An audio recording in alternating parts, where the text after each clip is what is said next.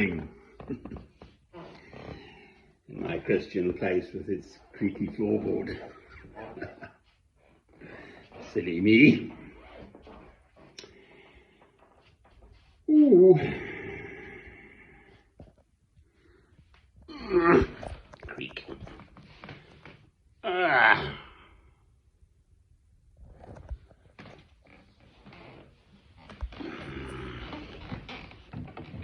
Someone called David has very kindly commented on yesterday's film, so we're now Sunday the 13th of May, is that right? Of March, yes. Brain. Just about in gear. But on this matter I am just so utterly clear. And especially now, this question of violence, being a Christian and violence, especially now with this war instigated by Russia, so sadly. I have a deeply empathetic, sympathetic feeling towards the Russian people, for what it's worth, because they've suffered too through the decades since the Russian Revolution, and before that's 1917, and so on and so on.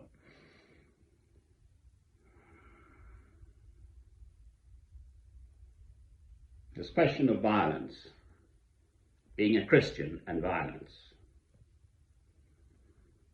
So to David and to anyone who's kind enough to listen to what I have to say,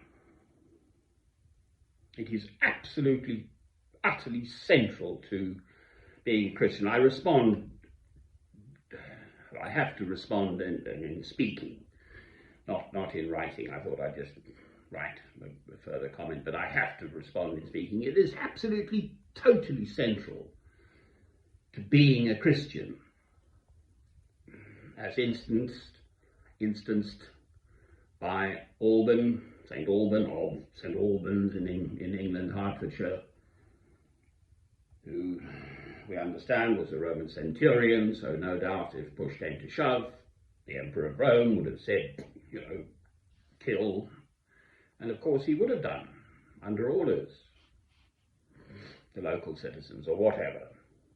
He saw the light of Christ through Amphibolus in sort of 200 and something AD, depending the date exactly, but he definitely was martyred, the first British martyr, and on the matter he knew he'd made a decision. I'm a Christian, I've seen this light, and I think in those days faith was a much more powerful thing. I think people experienced these things much more sort of in a much more real way somehow in earlier times. Knowing his fate would be, we don't know a great deal about him. I don't know if he had a family or anything or whatever. And his response was, and of course there's Stephen, the first Christian martyr who was stoned, Saul of Tarsus. St. Paul was there. It's at the end of the chapter of Acts in the New Testament.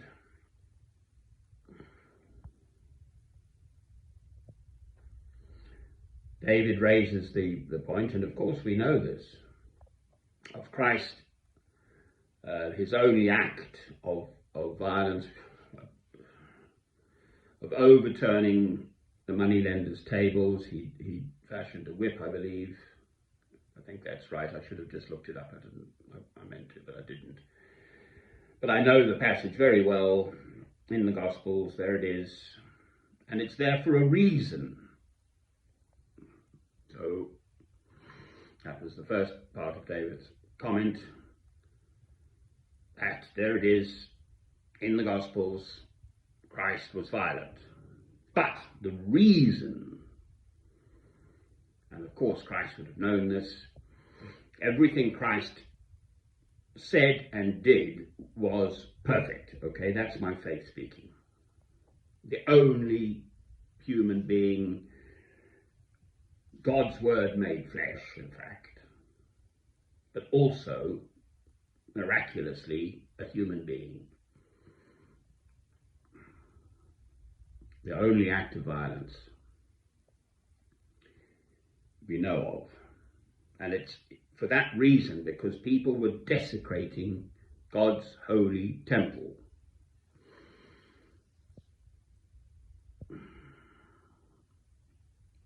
I should have looked it up, bother.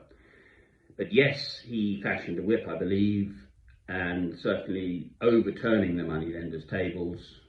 So that's money desecrating God's holy temple. That I know.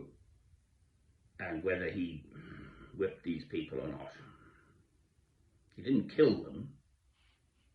But yes, an act of violence. Agreed. And there it is. So Christ is my guide, yes. I really should have looked this up. I do apologise. I meant to. I've been up for a couple of hours and somehow didn't.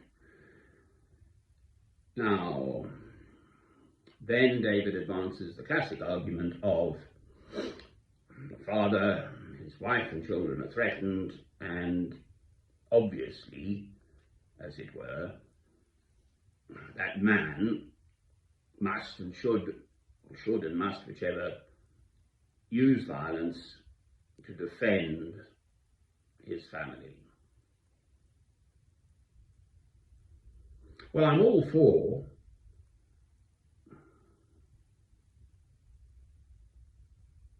defending one's family, for heaven's sake. I mean, I love family. I'm very much a family-oriented person, so obviously one can understand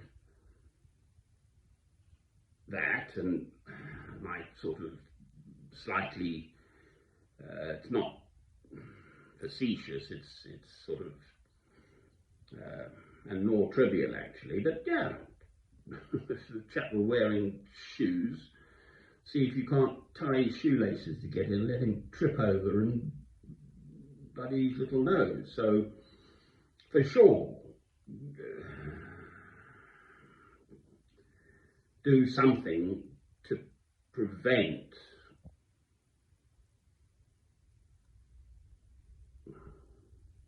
violence being done to your family, obviously.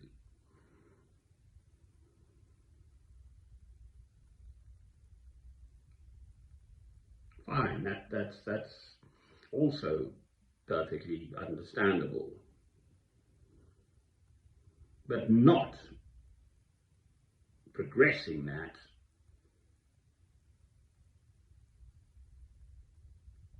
to the point of killing the other person. Christ's words are, if they strike you on one cheek, give unto them the other cheek. Every single hair on the head of your fellow man, woman and child is precious and special. I actually add the woman and child, it's not in the Gospels, as it were, to be inclusive.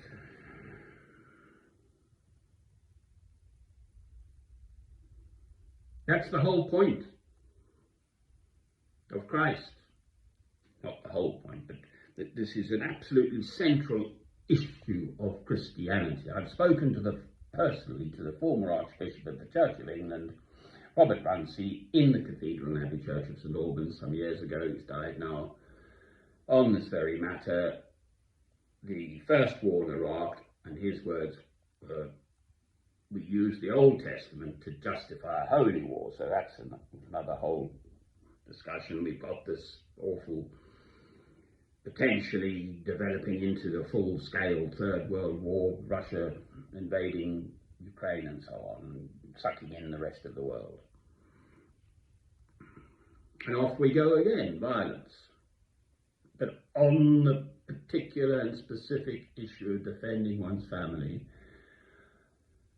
and the answer, as I've made clear yesterday, has to be, no, you do not kill that person.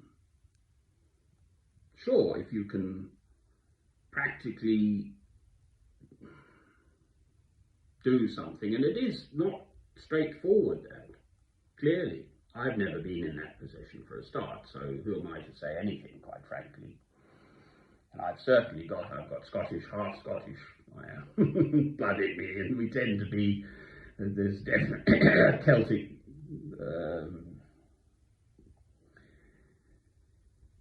we can be a bit wild and woolly. And my father's side was English, so I say that's my more sensible side, as it were.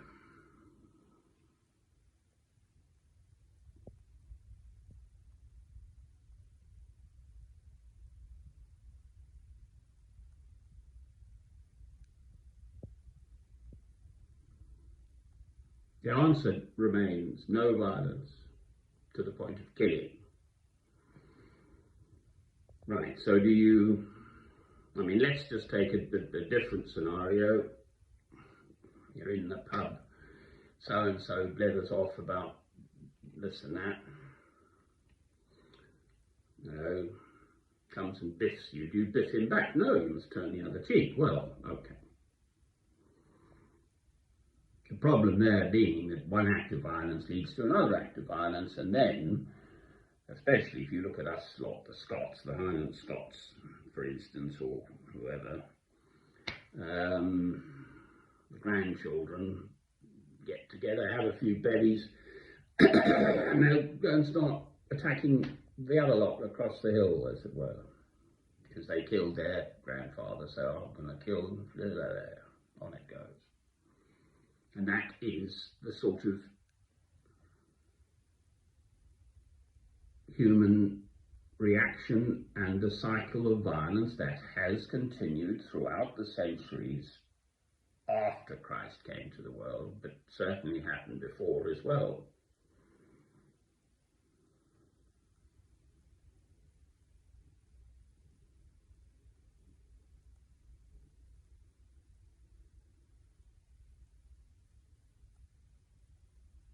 Yes, I can see the situation. Kneel and pray, of which I know actual, particularly sort of priests, missionaries and so on out in Africa, when faced with the likes of the Rwandan sort of situation, that's one tribe of black people against the other tribe, and they come with pangas, which is a great big knife, and they hack everything to pieces. You know, priest kneels and prays, and the sort of African people do tend to be much more spiritual than us Western people, and that it's documented, it has worked, that human being's life will not be taken in violence. So that's a completely non-violence response, but it's personal. That's not that person, the priest missionary, defending anything. He's purely saying, I will not attack you. You are attacking us, and I will not attack you. They took babies in Rwanda. Again, this is documented. They took a baby and smacked its brains out against the fence post. What do you do with those people? In Ukraine, what do you do? The Russians, forced on by Putin. I'm sure there must be many Russian people, if they really knew what was going on, so that's the whole sort of media misinformation and so on, which is going on, propaganda and so on. I'm sure they would not agree with this war.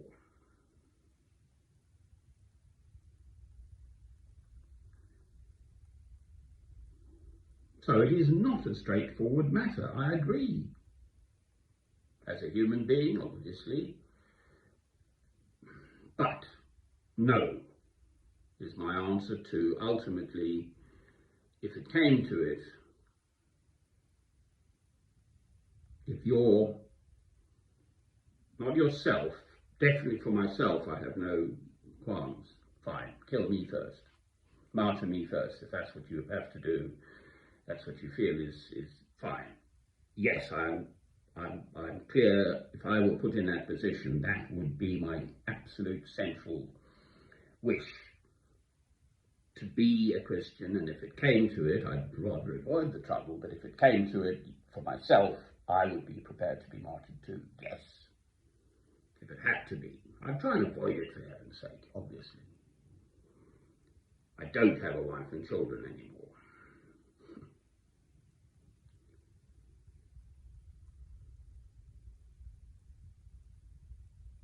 So it's not a straightforward matter. I agree to that with David and many other people, obviously. But that's why the violence continues on that argument. Or Robert Runcie with his holy war justification and so on. And I just disagree. I have Christ's teaching and Christ knowing everything, knowing what we human beings are. That's the whole point. He came to teach us. So I'm rambling on, circling this issue because it is so central to Christianity. If Christians truly have the love of God through Christ within them, the violence has to stop, and especially the killing. So there I'm thinking about you restrain the other person in some way without being violent. Can you lure them into being able to disarm them or whatever? But if within you, you're prepared to kill the other human being, then renounce your Christianity first. That's what I'm saying. Definitely. Even to the point of them killing your loved ones, whoever it might be.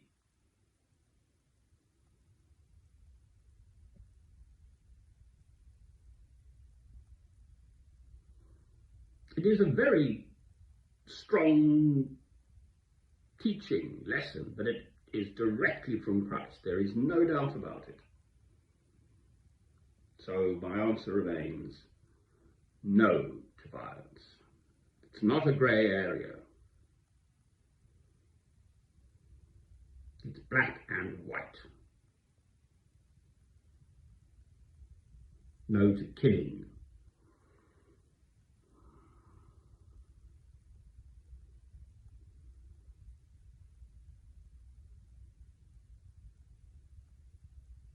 Amen. But thank you to David. Clearly, it is simply not a straightforward matter. We all want peace. You have to fight for peace. So then we're into classic philosophical, as the end justifying the means. If you've had to sort of kill along the way to get your peace, well, then your peace is of no value. So where does that leave us? My own father fought on the Somme in the First World War, my mother's brothers in their kilts in the Second World War, and I was training to be a pilot through the Royal Air Force, for heaven's sake, when I was a youngster. So if I'd been a Spitfire pilot in the Second World War, no doubt I would have gone out and shot down the other lot. I would have been a very good pilot, as it happens.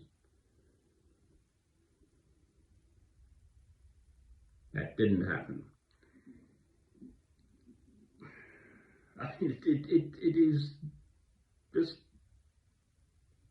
deeply radical. Because we do not hear Christ, this is why we're heading towards Armageddon. Humanity will not hear this message. And that is why God will intervene when Christ's second coming, and that's not a straightforward matter. I'm not going to talk at length about that. part of it is there may even be 1,000 years of beautiful, peaceful life before the final conclusion of the end times. So, for heaven's sake, just imagine that, of 1,000 years of beautiful, peaceful, sort of Garden of Eden type of life, with the lamb lying down with the lion and all of that. That's in one of the prophets, the minor prophets, the words they quote: the lamb will lie down with the lion, and so on. That is actually also central to Christ's teaching, that this time will come. And in the meantime, we must stand firm,